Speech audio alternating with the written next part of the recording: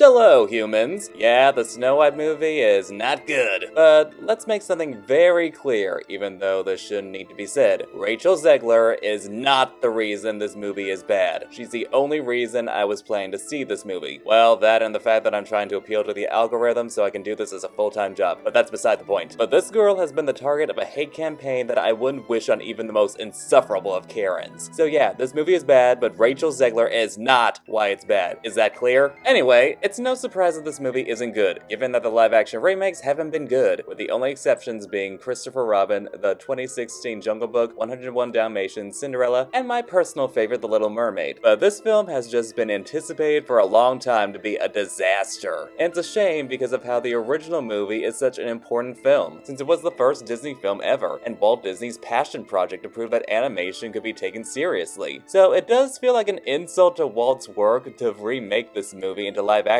because it's kind of sacred. Combine that with all the controversies surrounding the film, people were ready to hate this. I mean, the film is definitely bad, but is it worth all the amount of hatred it was getting before it was even released? Well, let's find out. Before we begin, keep in mind that I've only seen the film a single time, and therefore I might have missed something or misremembered it, so don't freak out. I will keep spoilers for the end. I will also delete without hesitation any ignorant comments that say brownwashing or any other ignorant term that you come up with is just as bad as whitewashing, because it's clearly not the same thing. So don't say I didn't warn you, and I hate that I even need to warn people about that. Lastly, keep in mind that this is just my opinion. If you disagree, that's fine. Just don't be about it. Now without any further delay, let's dive right on in.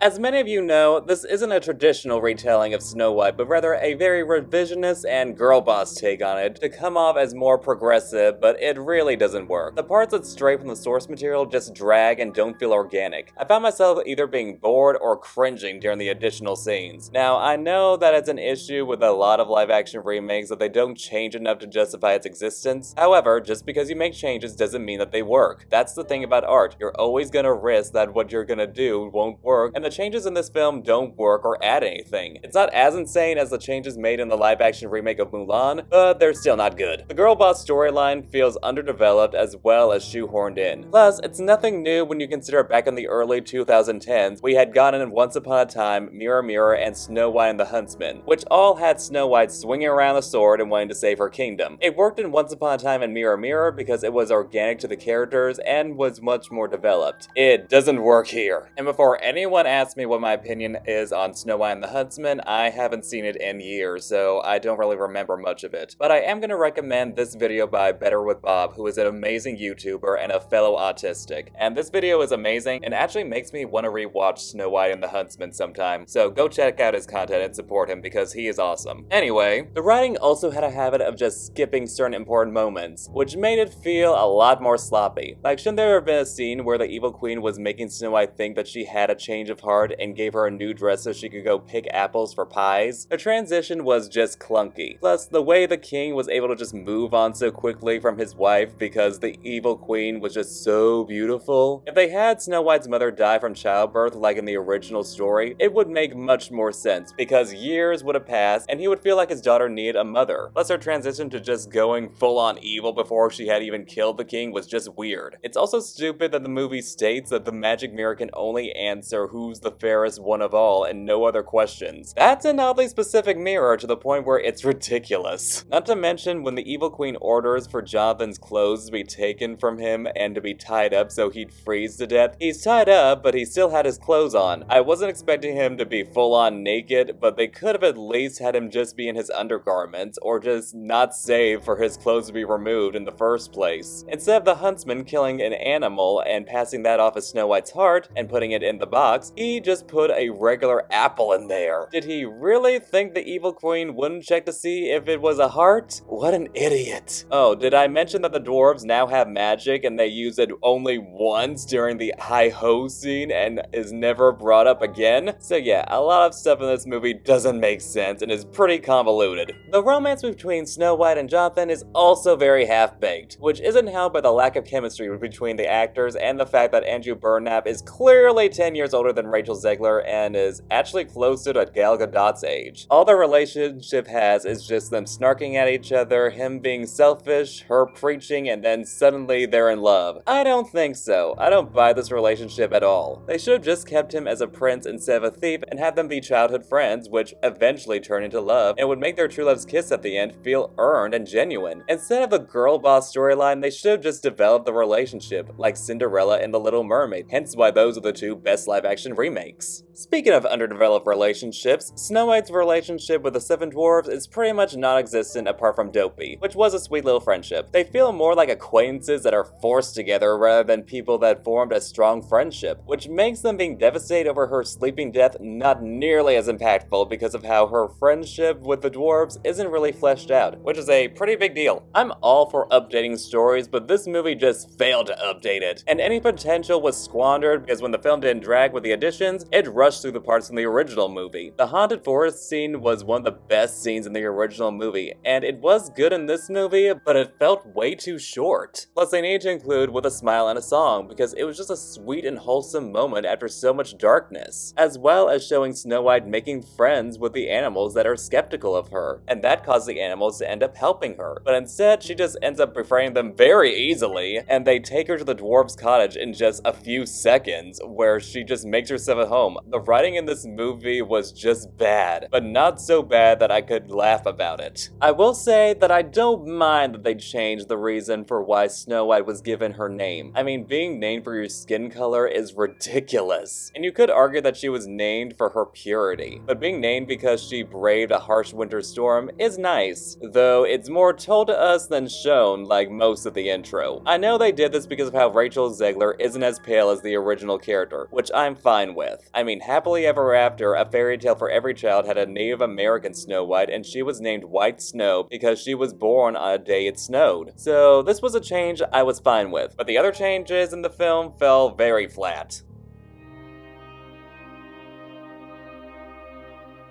I'm really not going to go in depth about the individual performances of the actors apart from the two main actresses because they're the only ones I have anything to say about. So I'm just going to say that the acting from the rest of the cast is serviceable. I can tell that they are talented actors, and I've seen some of them in other things like Martin Kleba and Titus Burgess, who are great performers but aren't really given the best material here and just come out as unmemorable. So the acting from the supporting cast is fine, but nothing that'll stick with you. I will say that it's absolutely ridiculous that they didn't cast actors with dwarfism as the Seven Dwarves. The only one that has dwarfism is Martin Kleba, who plays Grumpy. I know that actors with dwarfism should only be called in when the movie has mythical creatures, but that doesn't mean that they shouldn't benefit when one of the few roles that calls for little people is open. Actors with dwarfism should have been the way to go, but I'll get more into that when I talk about the visuals. I'm also going to recommend you check out Audrey Small's video all about this subject, as I feel like he can cover this a lot better than I can, so I will link his video down below for you to check out after this video, of course. Now, as for the characters themselves, the Seven Dwarfs feel like even flatter versions of their original selves. They have no charm, are constantly bickering, there's no explanation for why they stick around each other if they don't even seem to like each other very much, and are constantly making bad jokes that make me either side-eyeing or rolling my eyes constantly throughout the film. The movie theater I went to was pretty packed and had a bunch of kids there, and I did not hear a single person so much as chuckle throughout the whole movie. Like, even Happy was a little bit of a jerk too, and made fun of Dopey. Grumpy was just absolutely unlikable and annoying to the point where he feels like the grandfather of Gobbo from Wish, only not nearly as annoying. They just don't leave a good impression. The only one of the dwarves that was given any kind of development and depth was Dopey. While not as entertaining as his animated counterpart, since he can't be as fun and animated, he was given some depth about being afraid to express himself, feeling stupid, and was even given a really sweet relationship with Snow White. But there's a big issue with his character that I'll save for the spoiler section. Jonathan was basically a discount Robin Hood, but without any of the charm. He's sarcastic, and I tend to love sarcastic characters, but his snark just wasn't giving. His personality reminded me way too much of Kristoff from Frozen, who I'm already not a fan of. Plus, he claims to be selfish and yet surrounds himself with a group of thieves instead of working alone. Make it make sense. I would have preferred if they just let him be a charming and dashing prince type. You can still update the character like they did with Kit in the live-action live-action remake of Cinderella, or Eric from the live-action remake of The Little Mermaid? Why can't Disney just let men be charming and dashing instead of arrogant and selfish? Jonathan's bandit friends have no real personality, and I don't really remember any of their names. The only ones I can kind of remember is the one with dwarfism that claims to be a master archer, and the one that's the only female member of the group. But other than that, I can't tell you anything else about them because they're that unmemorable. As for the evil queen, first of all, it's annoying that they didn't even bother to give her a name in this movie. I hated that with Beast in the live-action remake of Beauty and the Beast, and I hate it here too. Why not just use her semi-canonical name Grimhilda? But in terms of the way the character is written, she is a pretty decent update, I guess. I do appreciate that they wanted to show her being more cruel to her subjects, even if it was done better in other Snow White adaptations. Plus, it's cool that they do let her have magic that she can use at will, even if it wasn't utilized very well. There's only one thing that ruins any chance of this character being good, and that's the casting of Gal Gadot. She's an absolutely awful actress. One of the worst actresses I've ever seen. She's so stiff and wooden, her line delivery sounds like she's reading her lines for the first time. Her singing was mediocre. When she's angry, she comes off like a child being told that she can't have a new toy, and a lot of her line deliveries made me laugh. I said enough! So many other actresses would have been far better for this role. Usually in Snow White adaptations, the actress who plays the evil queen gives the best performance in the cast, such as Charlize Theron in Snow White and the Huntsman, Julia Roberts in Mirror Mirror, Miranda Richardson in Snow White the Fairest of Them All, Sigourney Weaver in Snow White A Tale of Terror, and the queen of all evil queens, Lana Parrilla from Once Upon a Time. But in this case, she gives the worst performance. Her performance was also really bad as the Hag too, especially whenever she'd cackle, which was cringe-inducing. As for Snow White, her personality is a lot more generic, and her development was pretty lackluster. It's just a typical modern heroine that wants to help her people, but is too timid despite already being pretty outspoken, so it makes her a contradiction. The character was way too preachy and felt more like a role model than a real character. Yes, the original character isn't the most interesting, but she was charming and engaging. She was kind, caring, playful, giggly, naive, a daydreamer, motherly, bossy, and even surprisingly sassy. This Snow White would be pretty forgettable if it wasn't for the absolutely phenomenal performance of this movie's saving grace, Rachel Zegler. She was born to play Snow White. Any charm that comes from the character isn't from the writing, but from her amazing performance. Even when she's given bad dialogue to say, she's selling it like her life depends on it. I look forward to seeing her in more projects because she's just a great and charismatic actress, especially if she's in a musical because she has a brilliant voice. I do wish she had gotten to use her operatic soprano voice, which would have fit Snow White better. The truth we all believe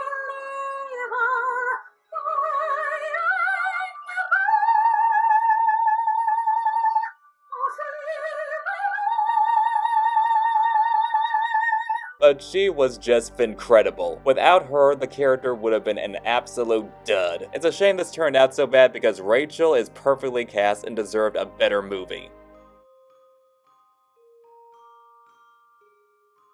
First of all, only 3 songs from the original movie are included in this film. Those songs being Heigh-Ho, Whistle While You Work, and A Silly Song. But Silly Song just has yodeling to the point where it can count as half of a song, which is a shame because it was one of the most fun parts of the original movie and showed Snow White and the dwarves bonding. Also during Heigh-Ho, the dwarves sound great together, but when they sing separate, they don't sound very appealing, which is strange because Titus Burgess, who voices Bashful, has a great voice. Plus the additional lines they added just make me cringe. But it had some nice visuals, ignoring the awful CGI dwarves. Rachel, of course, knocks Whistle While You Work out of the park. The only issue are the additional lines from the dwarves, which makes the sequence a lot less appealing. I demand a version that only has Rachel sing, especially her gorgeous vocalizing. Also, I do not care that the dwarves are forced to clean as well, because oh my gosh, how dare a man be forced to clean up after himself? Oh, the scandal. As for the other songs, they were done by songwriting duo Pasek and Paul, whose work I really enjoyed in The Greatest Showman, the original songs in Lyle Lyle Crocodile, and the song Speechless in that terrible live-action remake of Aladdin. However, I don't think they brought their A-game with this movie. Princess Problems is the worst song on the soundtrack. It's dull, annoying, the lyrics aren't catchy, and the way Andrew Burnap delivers it sounds like Kermit the Frog. A Hand Meets a Hand has some beautiful singing, along with being the most stunning scene in the movie, but the song is just unmemorable. It honestly sounds like a rejected Tangled titled song. Good Things Grow is nice enough, but nothing special. The only new songs I found myself actively enjoying are All Is Fair and Waiting on a Wish. All Is Fair is a lot of fun and felt like a return of the great villain songs. Plus, I love the jazzy feel to it. The only issue is Gal Gadot's singing being so mediocre that she makes Emma Watson sound like Paige O'Hara by comparison. Not to mention, she was pretty auto-tuned because it's clear that Gail isn't a singer. But I look forward to covers of the song. Waiting on a Wish is a song that I find myself constantly going back to listen to because it's that good. Rachel's vocals give me chills. While it doesn't suit the character of Snow White, it's still a more amazing song on its own. But I will be honest, I think Waiting on a Wish and All Is Fair would have been better suited for Asha and Magnifico respectively instead of the songs they ended up getting in Wish. I'll start with the positives first. The set design of the film is actually pretty strong. It feels like what the animated film would look like in real life. The dwarves' cottage is charming, the dark forest scene was eerie and scary but also well lit for once. The castle looks great, and the overall color palette is great when it's bright and colorful. The scene when the forest becomes all bright was absolutely stunning, and the scene when Snow White and her friends are dancing outside the dwarves' cottage was gorgeous. There were many times when I looked at this film and thought it looked absolutely beautiful. The colors aren't always vibrant, but when they are, it was truly breathtaking. I will say that some of the Evil Queen's outfits were great. There are issues with them that I'll get to later, but the first Evil Queen look was perfect and felt like a recreation of her animated look, but it wasn't too on the nose about it. The background characters had some good costumes too, and I liked Snow White's maid outfit. Lastly, I'll say that the effects on the animals were pretty good. They don't look real, but they look good. However, my praises end there because while it's a beautiful film to look at, the CGI on the dwarves looks absolutely horrendous. Dear sweet Neptune, there were multiple times when I was cringing at how bad they looked. My wife and I both looked at each other with the same disgusted look because they were so unpleasant to look at. They should have gone with using real actors with dwarfism and just used prosthetics to help make it clear that they're mythical dwarves and not just little people. I miss the days of prosthetics in films. Speaking of which, the hag isn't hagging enough. It honestly just looks like Gal Gadot in some lackluster hag makeup. It's not very good. I mean, look at Enchanted with Nerissa as the hag. They use prosthetics and makeup that's so more amazing that I can't even tell that it's Susan Sarandon in makeup. Now, I get that the hag has certain features that can show some anti-Semitism with a hook nose and pointed chin, which would be even more yikes when you consider that Gal Gadot is Jewish. So I guess they wanted to go light on the prosthetics to be more respectful. However, they could have done other things to make her look like a hag without going in that direction. They could have made her teeth more nasty with some missing, more prominent bags under her eyes, a few warts, and make her skin a lot more saggy. Take a look at Sigourney Weaver in Snow White: A Tale of Terror. They managed to make her hag form look like a hideous old crone while avoiding any anti-Semitism. Not to mention, the transformation into the hag was disappointing. She quickly drinks the potion, goes down the stairs, a shadow shows her silhouette change, and then we get some bad CGI effects on her face and hands as she walks down. Boring! This was one of my favorite scenes in the original movie, so that was a major disappointment, but not surprising. A lot of the costumes were lackluster. Jonathan and his band of thieves looked like a bunch of hipsters. The Evil Queen's outfits were all the same in style and silhouette. Let her have different headdresses like a draped wimple, have some fun hairstyles, some different silhouettes, different colors besides just black and purple, and jewelry that doesn't look so cheap. Her purple dress was way too much of an on-the-nose recreation of her original animated look, to the point where it looks like a costume. It would have helped if they got rid of the collar and gave her a draped wimple or some other kind of headdress. But the outfit of hers that I hate the most is her last outfit because it looks insanely cheap, which makes it feel tacky. Compared to Cruella's outfits in the live-action remake of 101 Dalmatians and its sequel, 102 Dalmatians, the only outfit that resembles her animated look is the very last one she wears at the end of the first movie, but it's red and black with a matching hat and a red suit underneath, so it's not an on-the-nose recreation. Her outfits are all different from each other, but they feel like something Cruella would wear and look expensive, so it works. It honestly feels like they got lazy with the Evil Queen and just wanted to keep her recognizable for merchandising. The same can be said for Snow White's main dress, which looks so cheap that you could get it from Spirit Halloween. The colors are garish, the fabrics look cheap, the bottom of the corset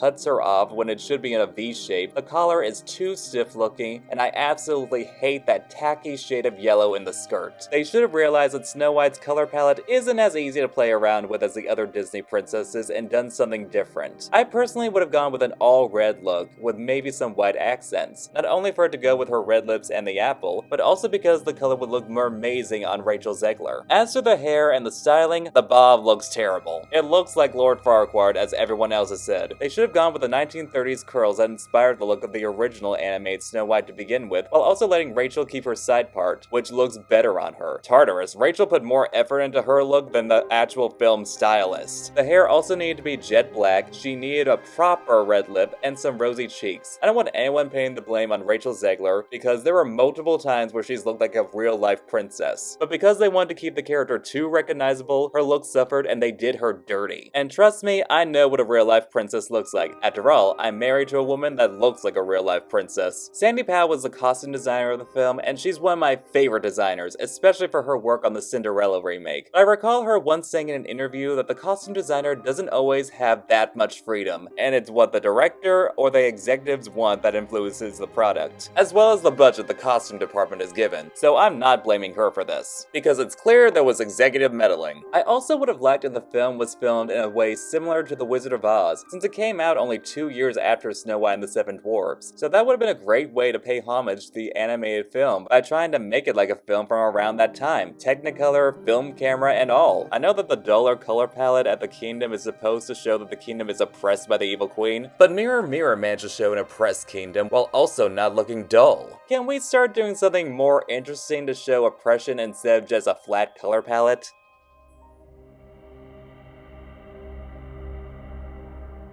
Now we've gone to spoiler territory. A big issue I have, and you're not gonna believe this, but Dopey ends up talking. Yes, you heard right. After Snow White is awoken by true love's kiss by Jonathan, he ends up talking, which gives Snow White the confidence to take back the kingdom herself. I was in absolute disbelief when I saw that. First of all, the voice didn't suit him at all. Secondly, this is insulting because one of the best things about Dopey was that he didn't talk. He was a charming character, and while not the best representation for people with disabilities, was a fun and engaging character. This is insulting on so many levels because they framed it as he lacked confidence and wasn't trying hard enough to overcome his problem. They should have just let him stay a mute character because this is pretty insulting for those with disabilities. Nothing about this was good, and they even made Dopey the narrator of the story to add insult to injury.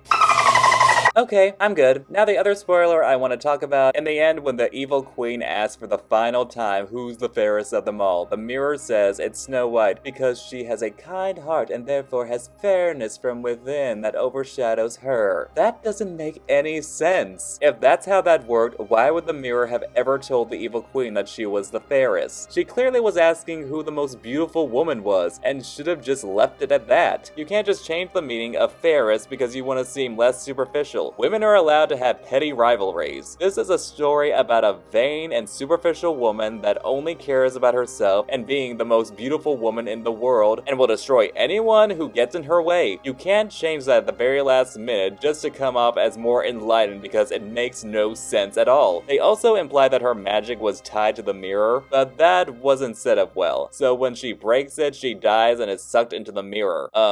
Okay. I like the idea of her being trapped in the mirror, but this was just sloppy. So yeah, this movie wasn't good. It's really bad, but is it awful? I'm not sure I'd go that far. There are a lot of much worse Disney live-action remakes, with the worst being Peter Pan and Wendy, closely followed by Pinocchio. So I wouldn't say this movie deserves nearly the amount of ridiculous hatred it was getting. There are some good things in it, like a couple of good songs, stunning visuals, a few good costumes, a sweet friendship between Snow White and Dopey, and Rachel Zegler's phenomenal performance with what little she had to work with. But we also have some terrible CGI, Gal Gadot's awful performance, a lack of creativity, messy writing, an unconvincing romance, dull characters, and some unmemorable songs. So yeah, I personally say skip it. The only reason to see it is for Rachel Zegler, who is undeniably the film's saving grace. But other than that, if you're curious, wait for it to come to Disney Plus because it's not worth seeing. It's not among one of the worst worst Disney remakes, but it's still pretty bad. I recommend just sticking with the original animated movie. It's a beloved classic for a reason. But in terms of live action Snow Whites, I highly recommend Snow White, the Fairest of Them All, Mirror Mirror, and my personal favorite Once Upon a Time. And those were my thoughts on the live action remake of Snow White. So what did you guys think? Did you agree with any of my opinions? What are your thoughts on live action remake of Snow White? Let me know in the comments. Please like, share, comment, and subscribe if you haven't already, especially if you want to help my YouTube channel take off so I can do this as a full-time job, which I would really appreciate, because my fans are the fairest of them all. You can also check out my other social media accounts in the links below. I'm the Wicked Merman from Under the Sea.